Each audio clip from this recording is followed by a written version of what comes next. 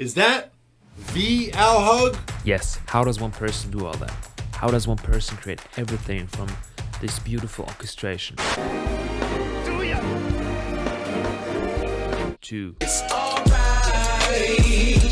today we might get an answer to that. I got the opportunity to get into a call with Alad so he could give us an insight into his production. He shares everything from his friend Faison secretly adding effects to his plugin or to this stuff here. This is so important. I don't see this enough in sample making. But let's start from the beginning. This is the first sample that Al broke down for us.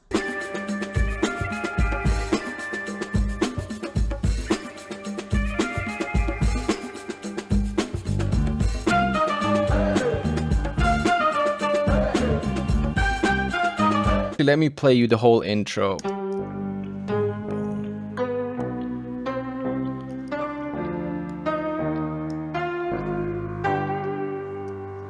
When we kind of composed it, I remember Dennis was playing the bass and I was playing the guitar. We added the mellotron later.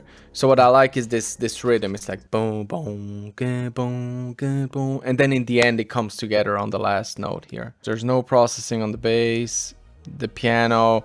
There's no processing on it. I just used 2 dynamic mics, so they sound really shitty. You don't really need to do anything on top.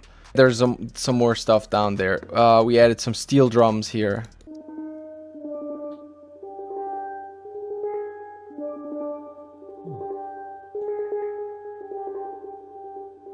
This is the cool thing with real instruments. There's so many ways to play it. You know, if you had like a steel drum VST, well, the only thing you could do would be like bang, bang. But here you can just combine on the fly, you know, just play it. And it really adds like a natural feel to the whole intro, especially for like intro vibes. I feel like it's important to really hear the musician in the composition. This here, this is actually just the track with the tape version. And this was already the intro. Now in the A part, Al is gonna teach us what's important for us to create a good drum or perc loop bounce. So let's start with the drums. The drums it's 2 mics. I did a 2 mic setup. I used like a dynamic mic just above the kick drum and just with a lot of compression. I didn't have a good kick mic, so I didn't get like a lot of low end from the kick. I layered another kick. On the individual tracks, I just have a gate, so I don't have too much of the bleed. And on the drum mic, I just have some EQ. I just want to cut out the kick. But then the whole processing is on the group. I have Fairchild compression. Just a tiny bit of Fairchild compression. And then quite some distortion with Decapitator. Let's look at the percussions.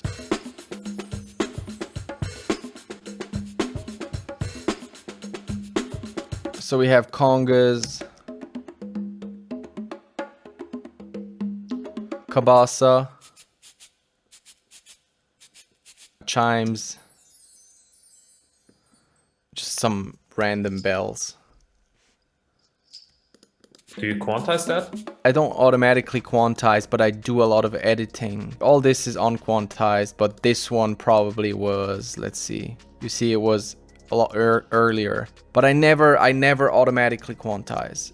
That's something I never do, because usually it's almost more work afterwards, because then you have to make it sound natural again. So I prefer going from shitty to good instead from shitty to perfect and then to less good.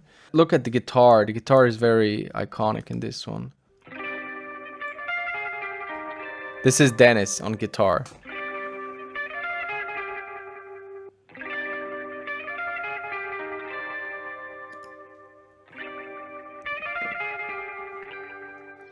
So this is without the plugins.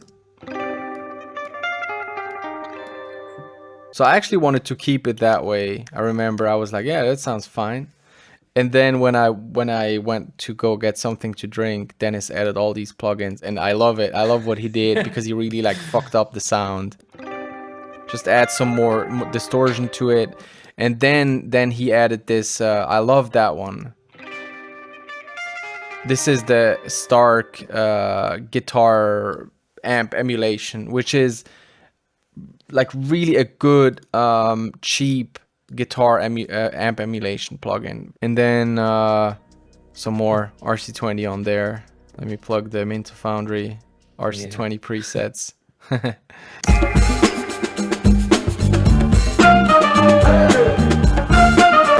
This stuff here, this is so important.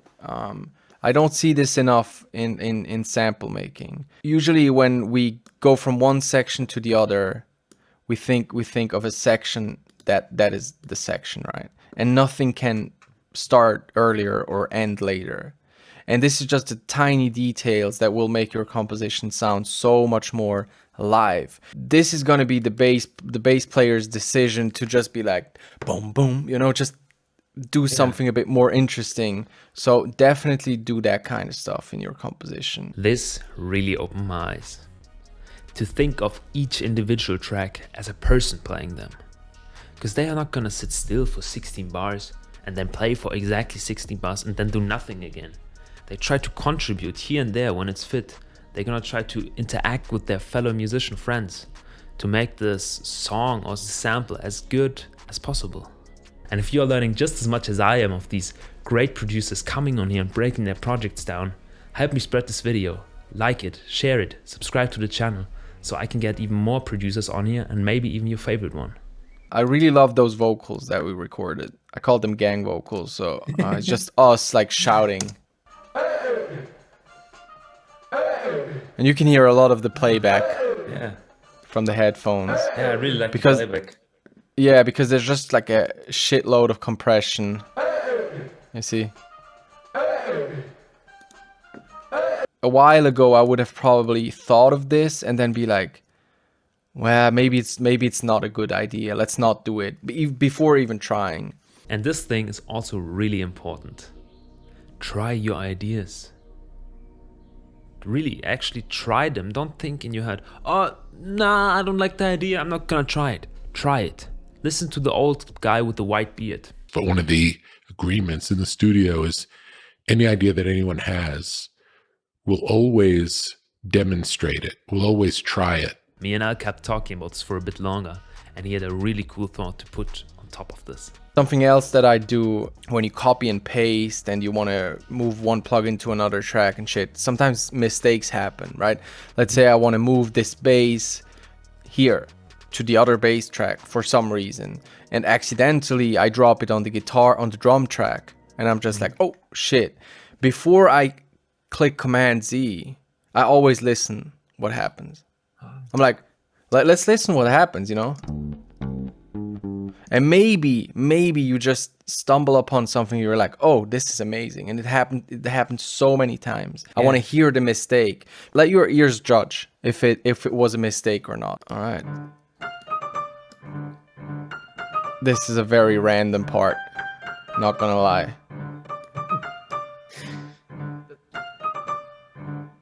This is just me on the piano, just like boom, boom, dun, dun, dun, dun, boom, boom. I guess it just adds to the chaos in this section that I kind of like. This is the same sound as the intro. It's not a guitar. It's not? Another guitar, I said. Yeah. The Cooper Time Cube by UAD, I really like that one. For crazy delays. Oh, flutes and guitar. Same melody. Just doubling the piano. So basically the whole piano layered is this. There's two pianos, flute, guitar, and the mellotron. I love to layer instruments like this. It's just it just adds a lot of character to the composition. I will also further elaborate on the layering part in the second sample. Like here I was too lazy to process the individual tracks, the guitar and the flute, so I just created a group, put Fairchild on there, and the EQ. And this sort of leaving individual tracks dry and processing them through bus or master is very recurring in both of the samples.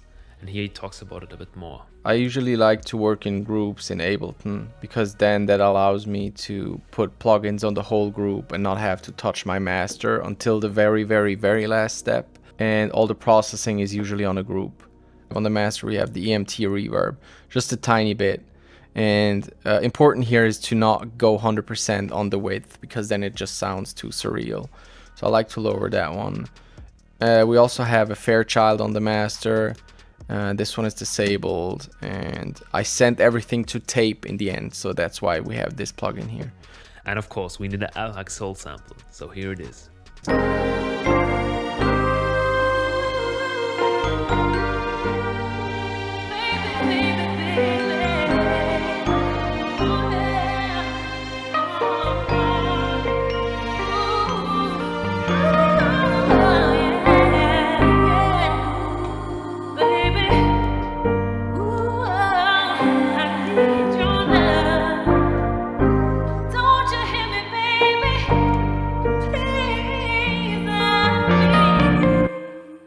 What everybody wants to know first is, where do the vocals come from? I just went on Fiverr, listened to a bunch, like listened to a lot of different people, listened to their work, and then found this girl on Fiverr.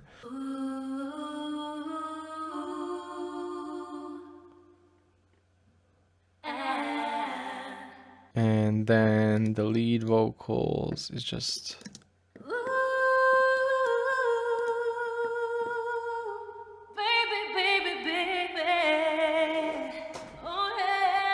We have some plate reverb. Same thing I showed earlier. The width, just turn it down. Then J37 to get some grit. And then some EQ.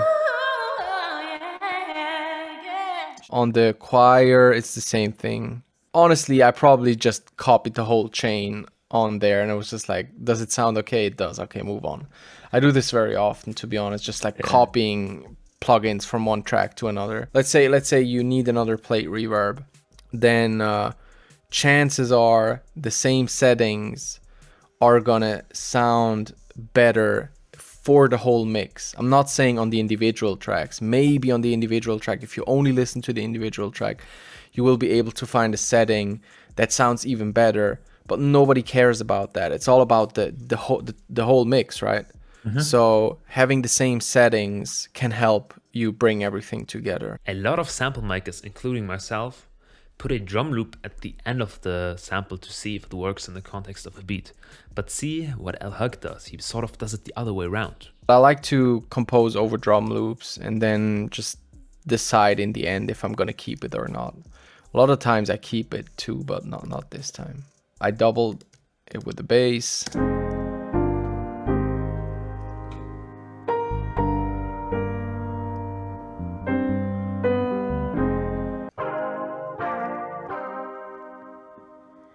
J37 on there, and then this spring reverb,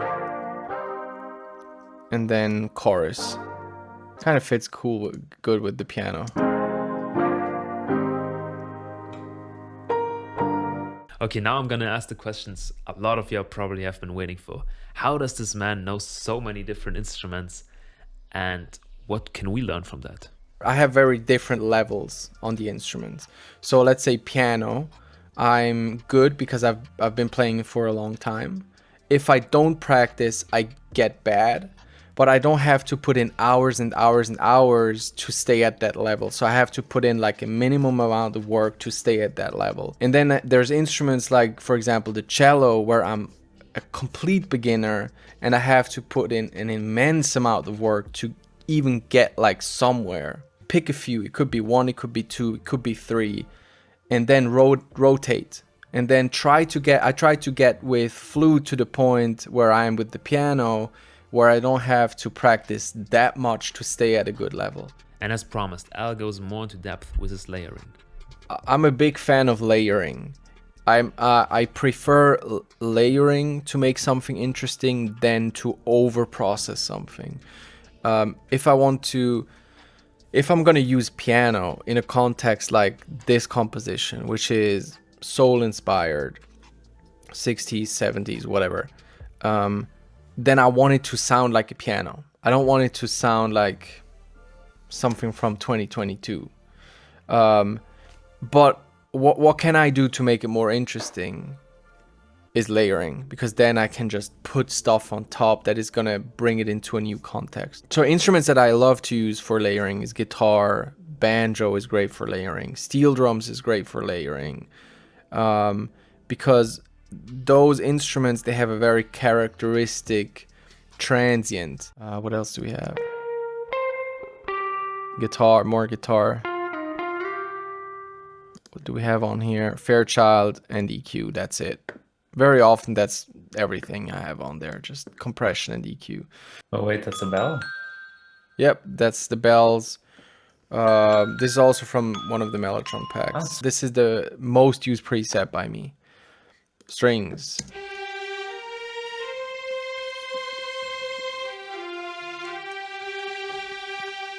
So there's two channels. One is the higher violin, and then the lower one. The bank that I use is the LA scoring strings. It's the only contact bank that I own, and it just sounds incredible. It's just... Yeah. Do you have it? Yeah, I used it on the last video. Oh yeah, I saw that actually. I remember seeing it, right? And you talk about it too, right? Yeah. Processing. Well, sorry to disappoint. Nothing on there.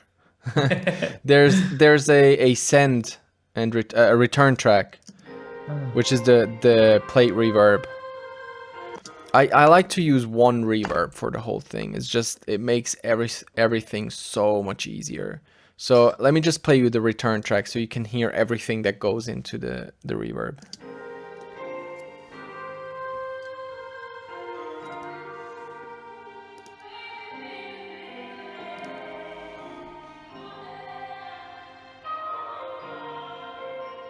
And the cool thing is, when you have it as a return track, now you can work with this. You can add more plugins, you can make it louder, quieter. Let's say I just want more reverb.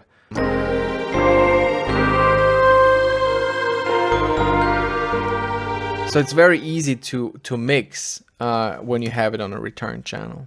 And the last plugin on the master was the WLM Plus, which meters the LUFS, the perceived loudness. And he exports at -15 LUFS. And I will start doing that too. And here's probably one of the best mixing advice you will ever get, which is not use your ears. It's actually something you can instantly apply to your samples, but listen for yourself.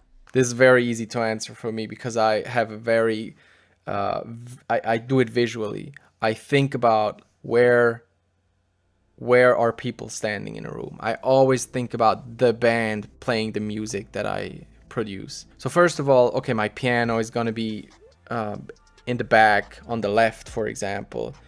And since it's so far away, I don't want that stereo sound of having like hearing the piano on both sides. So I'm first of all gonna put it in mono and pan it slightly to the left, put some reverb on it to put it back there, you know. And then I do this with every instrument. And I think about like how they communicate. Like, for example, like if you ever played in a band, you know that like visual communication is very important for when you play a show. So the guitar player is gonna have to be positioned in a way that he or she can see the piano player, because the piano player is gonna give them cues. It's gonna be like, okay, chorus, you know. So that's how I think about it. Like the guitar player is gonna be all the way to the right, for example, and closer to my ear so that he can see the piano player far away. Now listen to this choir. If you want to know how this was made, check out this video.